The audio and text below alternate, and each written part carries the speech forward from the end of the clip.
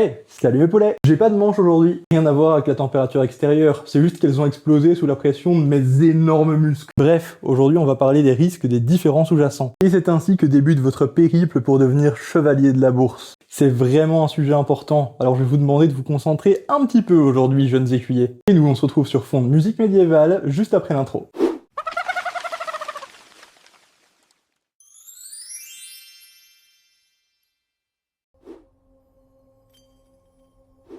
On commence immédiatement avec la monnaie, cet actif que les gens ont tendance à considérer comme safe. C'est sûr que sur le plan de la stabilité, elle est plutôt solide, mais ça veut pas dire qu'elle est exempte de défauts. Et son premier gros défaut, c'est celui de l'inflation et des taux de change avec les autres monnaies.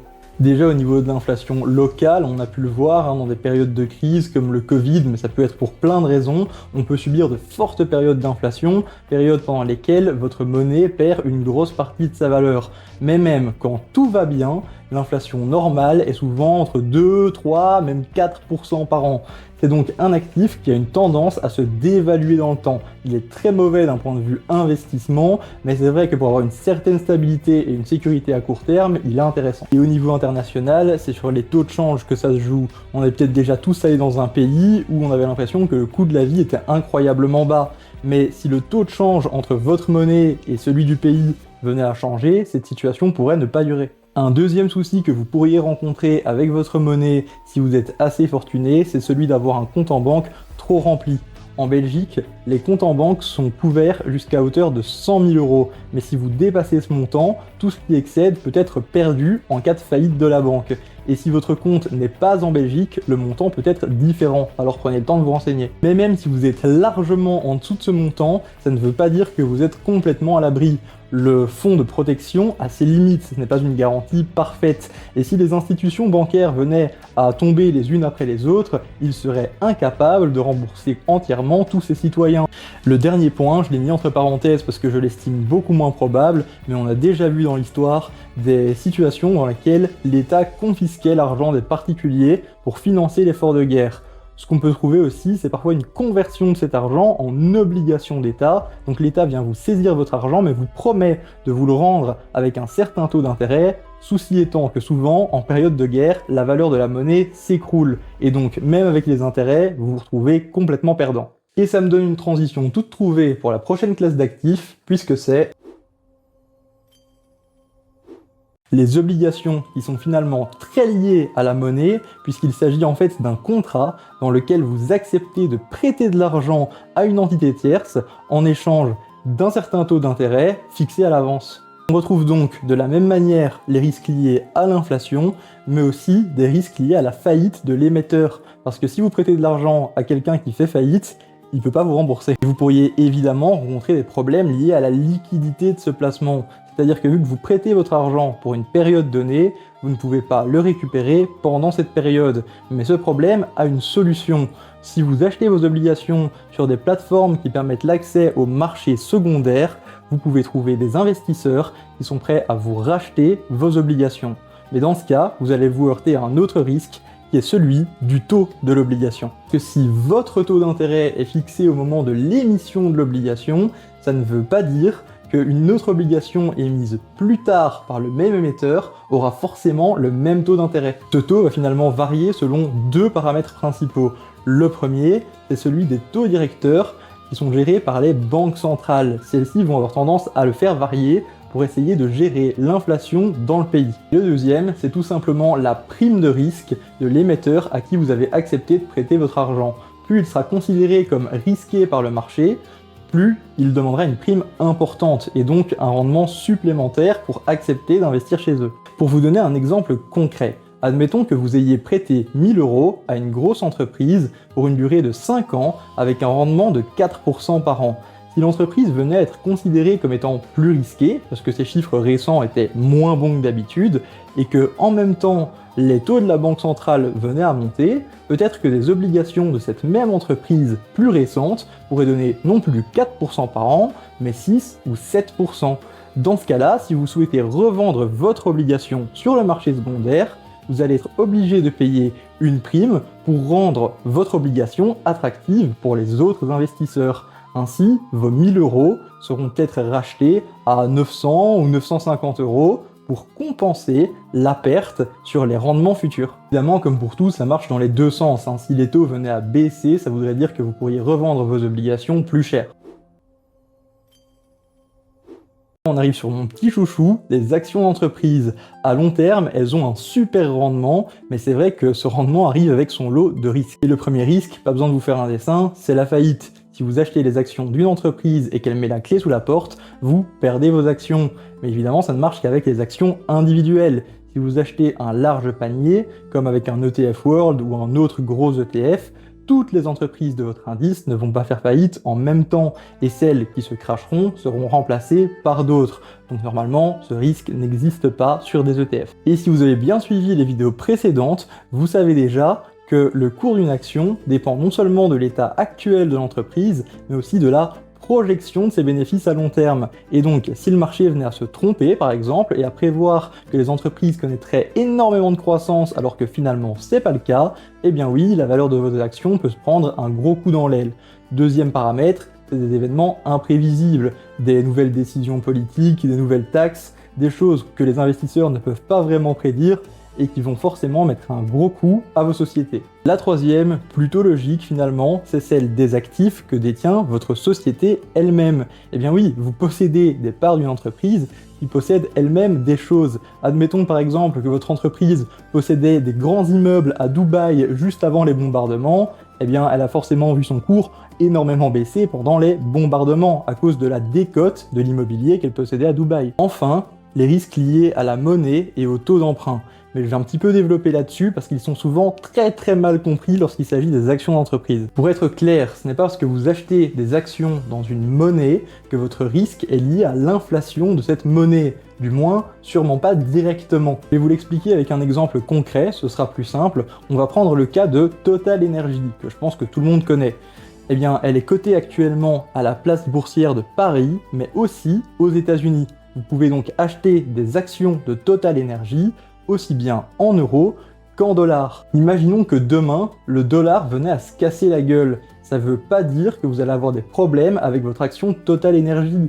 En euros, elle vaudra probablement toujours la même chose, et comme le taux de change entre l'euro et le dollar va changer, eh bien la même action Total Energy cotée en dollars vaudra plus de dollars que la veille. Pour le voir d'une autre façon, il faut voir la monnaie comme un étalon de mesure, un peu comme on utiliserait le mètre pour mesurer la hauteur d'une porte. Si votre porte fait 2 mètres et que demain l'État décide qu'on va changer la taille du mètre et que finalement il sera 2 fois plus petit, votre porte ne va pas devenir 2 fois plus petite du jour au lendemain, elle va juste mesurer 4 mètres. On pourrait donc croire que finalement, la monnaie n'a aucun impact sur la valeur de votre entreprise.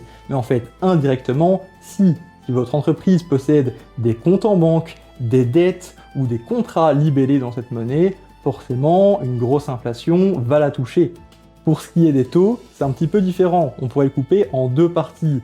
Déjà, les taux de change sur les monnaies.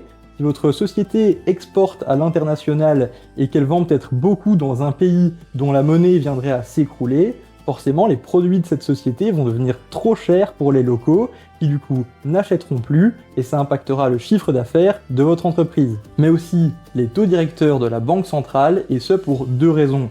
La première, c'est que si les taux viennent à monter, ça rend les obligations plus attractives et donc certains investisseurs vont décider de vendre une partie de leurs actions pour acheter un petit peu plus d'obligations, ce qui va forcément faire baisser la valeur du cours des actions. La deuxième raison, c'est que c'est du coup plus difficile pour les entreprises de se financer, puisque si elles ont besoin d'argent pour investir dans un projet, elles vont devoir l'acheter plus cher, avec un taux d'intérêt plus élevé. On arrive à un actif qui a eu pas mal la cote ces derniers temps, c'est l'or. Et aujourd'hui, je vais me limiter à l'or, je vais pas parler des autres métaux précieux ou des autres matières premières, parce que ce serait extrêmement compliqué et qu'en vrai, c'est surtout sur celui-là que vous devez vous focaliser si vous débutez. Pour l'or, on est sur un actif qui est un petit peu spécial, puisqu'en fait, il est un petit peu aux antipodes des monnaies et des obligations classiques.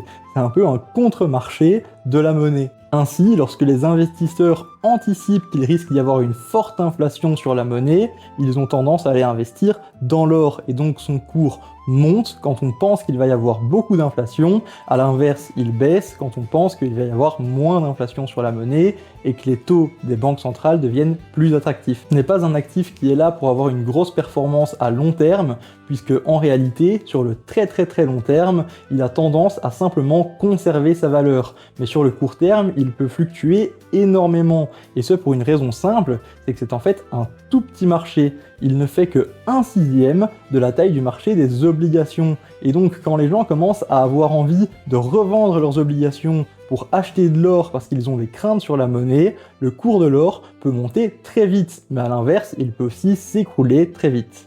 Le dernier problème facilement identifiable, c'est celui lié au stockage de l'or. Chez vous, vous pouvez vous le faire voler. Dans une banque, vous pourriez avoir des problèmes pour le récupérer si jamais vous veniez à être en litige avec votre banque, mais en plus, elle va vous facturer des frais pour la conservation. Une autre possibilité, c'est d'acheter de l'or papier. Il s'agit de contrats, mais dans ce cas-là, je vous invite à vraiment vous renseigner sur ce que vous achetez. Parce que lorsque vous achetez des ETC, vous pouvez acheter soit vraiment de l'or physique avec une entreprise qui va stocker les lingots pour vous dans un coffre, et donc vous avez la sécurité du fait que cet or existe vraiment, mais vous pourriez aussi acheter des contrats dans lesquels la société vous assure qu'elle va vous racheter ce contrat au prix d'une certaine somme d'or, mais si elle venait à faire faillite, vous pourriez ne jamais revoir votre argent. Et ça nous amène à faire un petit point Bitcoin, que certaines personnes appellent aussi l'or numérique. La raison à cela, c'est simplement que comme pour l'or, sa valeur est liée à sa rareté.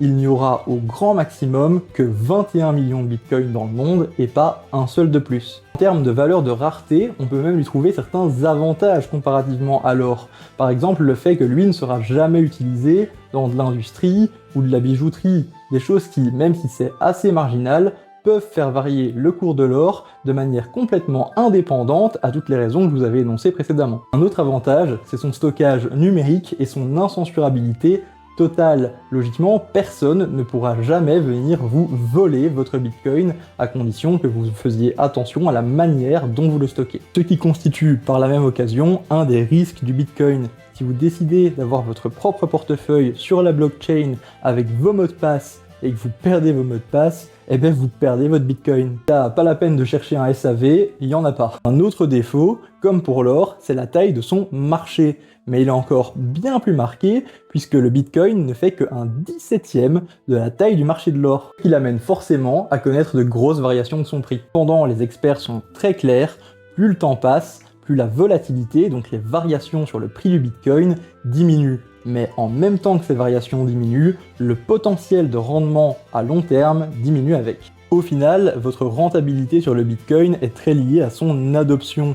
Si jamais, à l'avenir, le Bitcoin venait à être vraiment bien intégré à l'économie et que les gens le voyaient vraiment comme une forme d'or numérique, justement, eh bien, la valeur de son marché pourrait augmenter fortement. Et ce serait pas du tout si fou que ça de voir un Bitcoin à plusieurs millions de dollars. Mais si ce n'était pas le cas, si on trouvait une technologie qui était peut-être meilleure que le Bitcoin ou autre chose qui viendrait le disrupter, il pourrait voir son cours s'écrouler complètement. Donc un pari risqué, mais un pari qui peut également vraiment valoir le coup. D'ailleurs aujourd'hui, beaucoup de financiers très sérieux et de grosses institutions disent que 5 ou 10% de vos investissements dans du Bitcoin, c'est vraiment pas délirant. Un autre risque que je n'ai pas évoqué ici sur le Bitcoin, c'est simplement celui lié à sa technologie. C'est-à-dire que si par exemple l'informatique quantique venait à réussir à craquer la sécurité de Bitcoin, eh bien vos comptes en Bitcoin ne seraient plus sécurisés et donc par là même, votre Bitcoin ne vaudrait plus rien, puisque tout le monde pourrait le saisir comme il voudrait. Bon, ça c'est juste un scénario de futur potentiel qui pourrait arriver de manière plus ou moins lointaine, et il faut savoir que de l'autre côté, il y a des gens très compétents qui travaillent justement pour renforcer la sécurité de Bitcoin et que ce genre de scénario ne se produise pas. Et on termine sur une petite pyramide de l'investissement totalement théorique.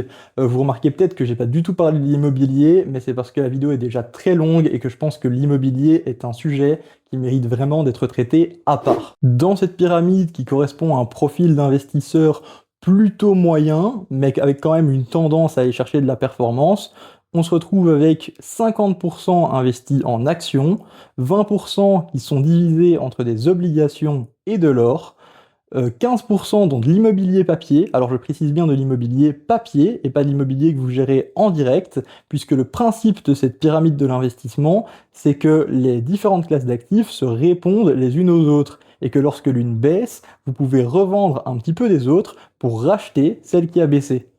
Chose qui n'est pas du tout faisable avec de l'immobilier en direct. Vous n'allez pas aller revendre un morceau de votre maison pour aller racheter des actions.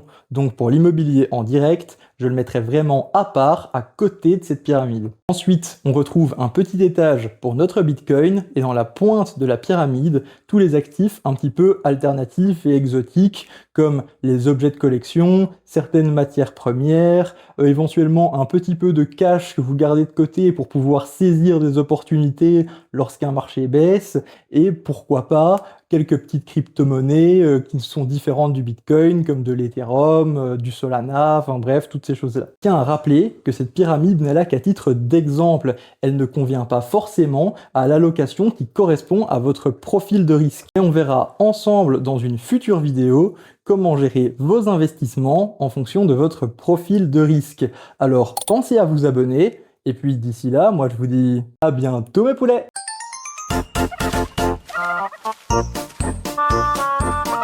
Thank you.